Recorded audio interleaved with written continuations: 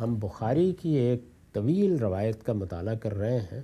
اس کا رقم ہے 6552. اس روایت میں رسالت مآب صلی اللہ علیہ وسلم کا ایک رویا منقول ہے. میں عرض کر چکا ہوں کہ یہ رویا ہی کے باب ہے، یعنی اللہ کے پیغمبر نے جو خواب دیکھے وہ اس باب میں جمع کر دیے گئے ہیں. رویا یہ نیند کے عالم میں بھی اور بعض اوقات بیداری میں بھی دکھا دیا جاتا ہے. دونوں کی مثالیں موجود ہیں. یہاں جو رویا دکھایا گیا اس میں اصلی مقصود یہ معلوم ہوتا ہے کہ بعض بڑے جرائم کے بارے میں یہ بتایا جائے کہ اللہ تعالیٰ اگر ان پر گرفت کرے تو وہ کتنی سخت اور کیسی ہوگی.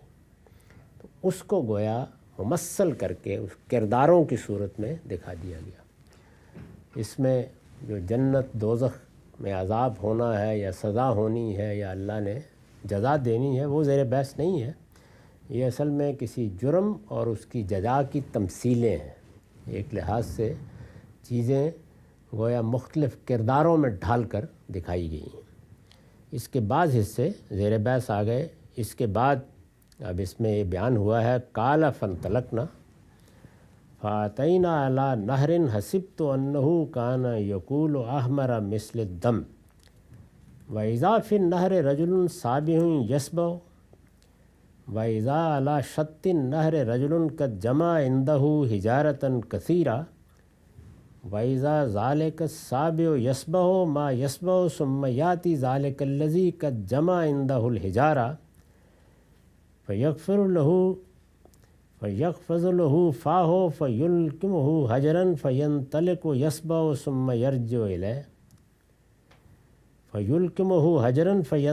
يَسْبَحُ ثُمَّ يَرْجِعُ إِلَيْهِ كُلَّمَا رَجَعَ إِلَيْهِ فَغَزَلَهُ فَاهُ فَأَلْقَمَهُ حَجَرًا قال قلت لهما ما هذان قال لي انطلق.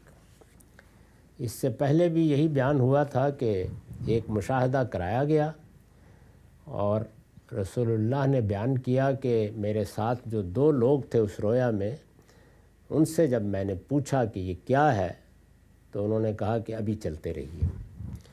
یہاں بھی یہی ہوا ہے. اس حصے کا ترجمہ ہے فرمایا کہ ہم آگے بڑھے اور ایک نہر پر آ گئے. یعنی یہ رویا میں دیکھا جا رہا ہے، مشاہدہ ہو رہا ہے.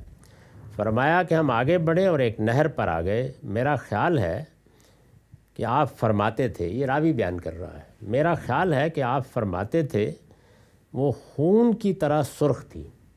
یعنی جو نہر دکھائی گئی وہ خون کی طرح سرخ تھی.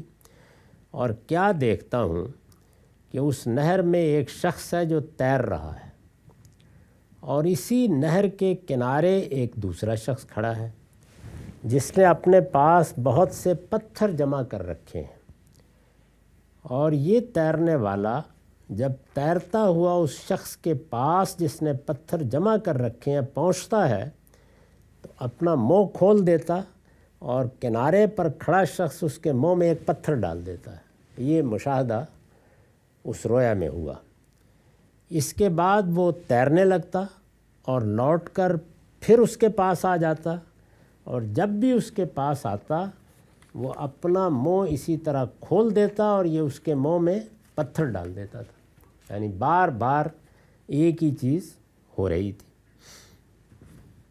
فرمایا کہ میں نے پوچھا یہ کون ہے؟ فرمایا انہوں نے وہی کہا چلیے آگے چلیے. یعنی ابھی مشاہدات ختم نہیں ہوئے تو جو پیچھے کہا تھا وہی یہاں بھی کہا. بعد میں یہ بتایا انہوں نے کہ کیا کیا مشاہدات تھے. تو میں چونکہ اس کو اس کے ساتھ ہی بیان کر رہا ہوں. اس کے بارے میں انہوں نے کیا بتایا یہ بتایا کہ اور وہ شخص جس کے پاس آپ اس حال میں گئے تھے کہ وہ نہر میں تیر رہا تھا اور اس کے منہ میں پتھر دیا جاتا تھا وہ سود کھانے والا ہے. اس سے پہلے بھی بعض جرائم تھے جن کے بارے میں ایک تمثیل دکھائی گئی کہ یہ جرائم ہیں جن کی سزا یہ ہونی چاہیے. تو یہاں پر بھی یہی بتایا گیا ہے. یہ سود ایسا بڑا جرم کیوں بن جاتا ہے؟ اگر آپ غور کریں تو ہمیں جو بنیادی اخلاقیات بتائی گئی ہے اس میں خود اللہ تعالیٰ نے یہ واضح کر دیا ہے کہ کیا چیزیں ایسی ہیں جن کے قریب بھی آدمی کو نہیں جانا چاہیے۔ سورہ اعراف میں ان کو 5 بنیادی حقائق کی حیثیت سے واضح کر دیا ہے۔ فواحش کے قریب نہیں جانا چاہیے۔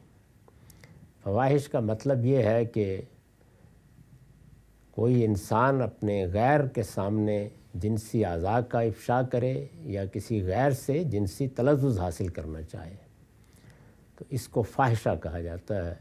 اللہ تعالیٰ نے اس کو ممنوع قرار دے دیا اور ایک بڑی حرمت قائم کر دی۔ دوسرے یہ کہ وہ کسی کی حق تلفی کرے، اور تیسرے یہ کہ وہ کسی کی جان مال آبرو کے خلاف زیادتی کا ارتکاب کرے۔ پھر اسی کی 2 اور چیزیں بیان کی ہیں، ایک شرک اور دوسرے بدعت، جو اللہ تعالیٰ کے حوالے سے بڑے جرم بن جاتے ہیں۔ تو کسی کی جان، کسی کے مال، کسی کی آبرو کے خلاف زیادتی، ظلم، عدوان، بغی، مختلف الفاظ قرآن نے استعمال کیے ہیں۔ تو یہ مال کے خلاف زیادتی ہے، ظلم ہے، جس کو سود سے تعبیر کیا جاتا ہے۔ کیا ہے؟ اسلامی اخلاقیات میں جو کچھ اللہ کی نعمت مجھے آپ کو عطا ہوئی ہے، اگر وہ دوسروں سے زیادہ ہے، کیونکہ اس دنیا کا نظم اللہ نے اس طرح قائم نہیں کیا کہ سب کو برابر دے دیا ہے۔ جس طرح حسن میں، اقتدار میں، علم میں، صلاحیتوں میں بڑا تفاوت رکھا ہے، اسی طرح مال و دولت میں بھی ہے۔ یعنی یہاں غربا بھی پیدا ہوتے ہیں، وہ بھی کہ جن کے لیے 2 وقت کی روٹی کا بندوبست مشکل ہوتا ہے، اور وہ بھی کہ جو سونے کا چمچہ لے کے پیدا ہو جاتے ہیں۔ تو یہ سب کیوں کیا ہے؟ یہ کہا ہے کہ میں نے یہ دنیا امتحان کے لیے بنائی ہے۔ نبلوکم فتنۃ و الینا ترجعون، یعنی پرکھیں گے، دیکھیں گے اور پھر ہماری طرف لوٹائے جاؤ گے۔ اس میں پھر یہ اخلاقی اصول بتایا ہے کہ تمہارے پاس تمہاری ذاتی، کاروباری، حال اور مستقبل کی ضرورتوں سے زائد جو کچھ ہے اس کو تم معاشرے کا حق سمجھو۔ تو تمہارے قرب و جوار میں اگر کوئی عزیز، کوئی رشتہ دار اپنی ضرورت لے کے آ جاتا ہے اور تمہارے پاس ان ضرورتوں سے زائد کچھ ہے تو حوصلہ کرو، اس کو دے دو۔ اللہ تعالیٰ تمہیں 70 گنا اس کا اجر دے دے گا۔ سورہ بقرہ کے آخر میں اس انفاق کی ایسی تمثیلیں بیان کی ہیں کہ وہ حیران کن ہے، اور یہ بتایا ہے کہ اللہ تعالیٰ کیسے انفاق کو بڑھاتا ہے اور کیسے اس کو واپس کرتا ہے اور کس طرح کی رحمتیں نازل کرتا ہے۔ تو اصل چیز تو یہ ہے کہ آدمی ان ضرورتوں کے علاوہ جو کچھ اس کے پاس ہے اس کو اللہ کا حق سمجھے، اور یہ خیال کر کے ایک بندہ آ گیا ہے، وہ سائل ہے، محروم ہے، عزیز ہے، مانگ رہا ہے، میں اس کی ضرورت پوری کر سکتا ہوں تو کر دے۔ اگر اس کا حوصلہ نہ ہو تو دوسرا درجہ یہ ہے کہ اس نے اپنی کسی ذاتی ضرورت کے لیے، کسی کاروباری ضرورت کے لیے اگر کچھ چاہا ہے تو قرض دے دے۔ یعنی ایک تو یہ ہے کہ انفاق کر دے، پہلا درجہ یہی ہے۔ لیکن اگر اس کا حوصلہ نہیں ہے، کیونکہ یہ مال خرچ کرنے کا حوصلہ یہ کوئی آسان چیز نہیں ہے۔ قرآن مجید نے ایک جگہ بیان کیا ہے کہ لوگوں کے اندر اللہ تعالیٰ نے ایک طرح کا بخل بھی رکھ دیا ہوتا ہے، اس سے خدا کی پناہ مانگنی چاہیے۔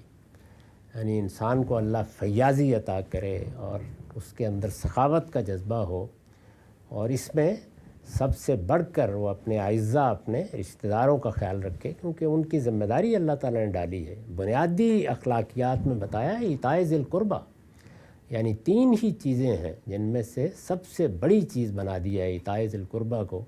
اور پھر بتایا ہے کہ جب پوچھا گیا ہے کہ اس انفاق کا سب سے پہلا مستحق کون ہے تو فرمایا تمہارے والدین، وللوالدین والاقربین۔